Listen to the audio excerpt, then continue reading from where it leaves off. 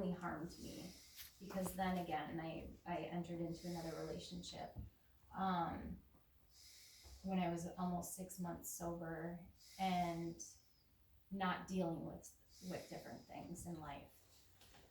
So knowing what I know now, I truly believe that every single relapse that I've had has taught me something that I need to know in order to be successful, hopefully long-term in recovery. My last relapse was scary. All my drinking the last few years was nothing but isolation, and it was just, even though I was alive, I felt dead inside, and at times wanted to be dead.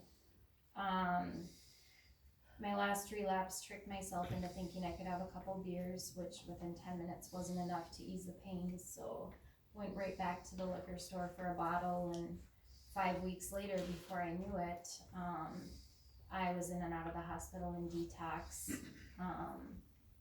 living on vodka and cigarettes and drinking, passing out, detox hospital, escaping the detox hospital, and that was it. I was able to have some people get me to the sober house that I was at. However, I knew deep down if I went to that sober house, I had already manipulated them before. I had already played the game of, I'm going to meetings, I'm doing everything you're asking me to do. I know how to lie, I know how to make up these stories. If I go here, I'm gonna do the same thing. I'm not actually going to get help. And I knew that if I did not do something to, and if I were to pick up a drink, or if I am to pick up a drink again, that in my mind, I truly believe that I will not survive that. And I hope that that's something that I never forget. So I chose not to go to that sober house. I chose to go to counseling and AA meetings. I would go to 2 or 3 a day for the first few months, continue to go to multiple a week. And I've had all sorts of life thrown at me in this last year.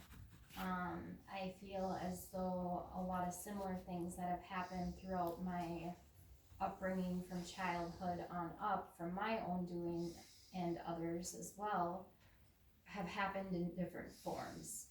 However, I knew this time around that I had to work the steps the way they were meant to be worked. I couldn't just hop from knowing I'm have an issue to step 12, wanting to fix everyone else and not actually look in the mirror myself. So I knew that I needed to, even though I was in a relationship at the time, I knew that I needed to be okay just being by myself with my higher power and with my thoughts. Letting go of that shame, letting go of those resentments, letting go of that anger, that hurt, that pain. And it was hard at first, but not as hard as I thought it would be. I held such strong resentments towards my parents. That first week of being sober, I looked at my bank account and saw how many thousands of dollars I had spent in that 5-week bender, and just thought to myself, oh shit, like I'm not gonna be able to pay rent, I'm not gonna be able to buy groceries, I'm not gonna be able to do anything. I have 2 choices here. I can go to the liquor store, because I definitely have enough money for that, or I can just pray. So I prayed, I cried, and did that for a few days. My parents wanted to come down and visit me, and I told them I only had an hour window to meet with them, and it was during the time of an AA meeting, so I asked them if they'd come with me. And they came with me, and since then my relationship with them has been night and day difference to what it was my entire upbringing. There's still boundaries that I have to set with them, but especially my mom, I can call her my friend. I don't feel shameful when I'm around them. Things have worked out the way that they're supposed to work out. May not not have been the way that I thought they were going to work out over this last year, but a majority of the times a lot better. The first sponsor I worked with, I knew was only going to be temporary as she was moving away. Had a second sponsor I was working with and got to that point of step 4.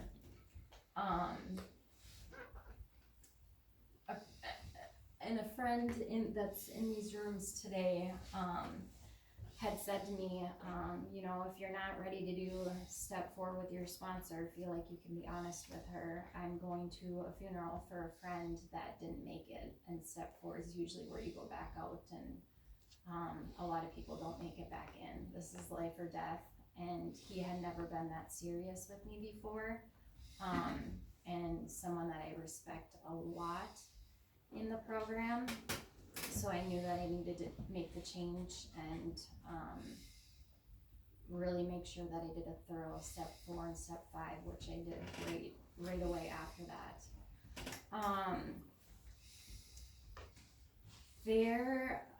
Gosh, I know we're running at 9 here. Just the amount of blessings that have happened in this year. So that relationship I was in at the beginning of the year, I knew as soon as I started getting healthier within the first couple of months, I knew innately that it wasn't a healthy relationship. It was extremely toxic, but I was used to being so codependent on relationships that I was definitely afraid that if I ended it, I was going to drink. And I partially stayed in that relationship a little bit longer as well, because I know that when as an alcoholic, and my personality, I can also tend to push people away. So I didn't want to do that either. I also didn't talk to a lot of people about it, because I knew that if I talked to people, especially certain people in the program, they would be very adamant about, nope, you need to end this now. And if they told me to end it, then I would stay longer. I had to figure it out on my own.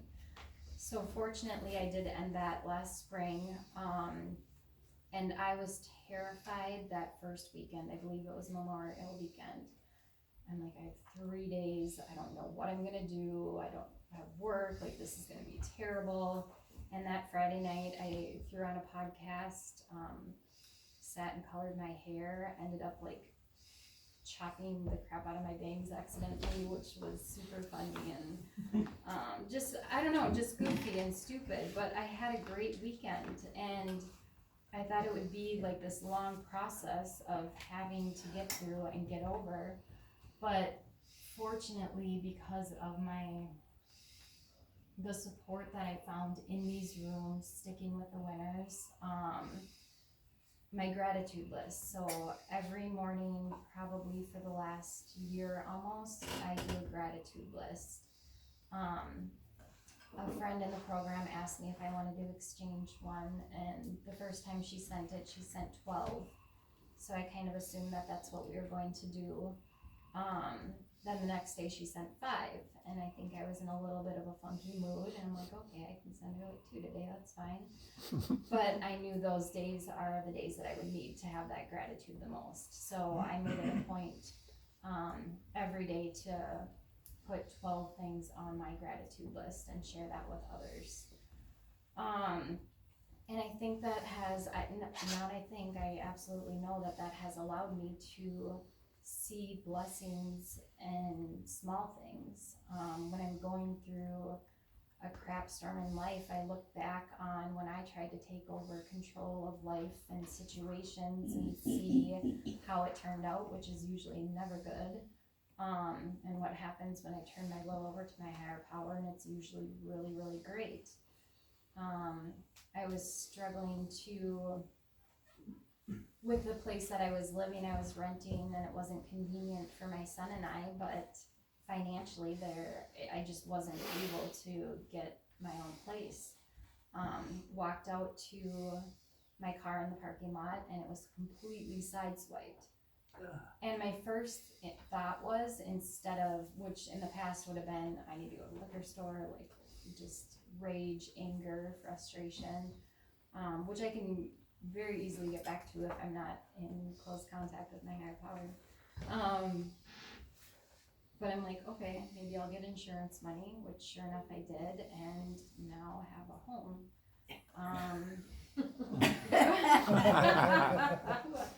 Love it. Perfect.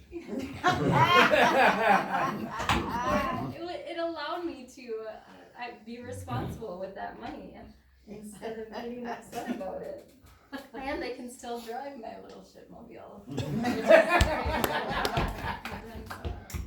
So anyhow, it's just kind of funny how those things happen.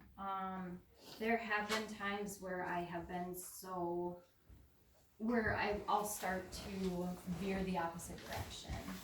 And I'm grateful that I have stuck with the winners and the people that aren't afraid to tell me how it is and to tell me like, hey Anna, you're getting kind of pissy, you're anxious, like something's off, what's going on, maybe you need to look in the mirror, maybe you need to do this. Like a good friend over here did that to me right around the time that I started doing my amends, amongst other things, last November. And I know he didn't mean anything by it, the way he said it. He was just pointing out the fact that I was getting a little crazy. And I was pissed. I'm like, I'm not going back to AA. I'm not talking to him. I'm not going to talk to anyone. Like, this is stupid. And I laid in bed and I'm like, what am I doing? I'm like, I'm going to start drinking if I don't change something. These are behaviors. It's not a drinking problem. It's a thinking problem. And if I don't change what I'm doing, then it will lead me back. So then, I know I sent like a 50-page text message just being like, I need to take action, I need to do this, I'm not gonna drink, thank you for putting me in my place. And yes, I'm crazy. But if it wasn't for that happening, I went through a couple days later, I was talking to a couple gals about how grateful I was to have the courage to be single, to focus on myself, to focus on my higher power so that I could help other people, other women in the program share my message that it's not as hard. It's the fear, walking through that fear. And I felt safer in my home than I ever felt before. I felt comfortable going to bed at night. And thankfully that person said to me, helped me pull my head out of my ass that day, because then a couple days later there was a scary incident that happened within my apartment, and if I would have been in that headspace, only God knows, but I don't know if I would have been able to stay sober for that. So I truly believe that my higher power shows up in many different forms, through other people, through nature, through my son. I will probably always cry when I talk about my son, just in gratitude.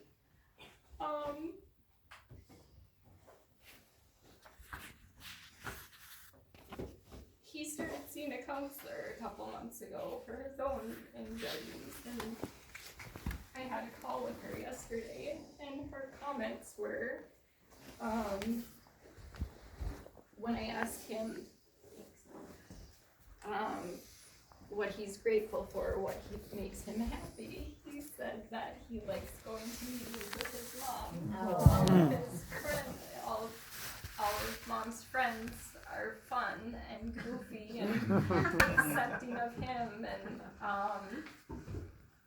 so not only am I grateful for the program for myself and for all of you and that accountability, but just for the acceptance and love and support that has been shown to him as well. I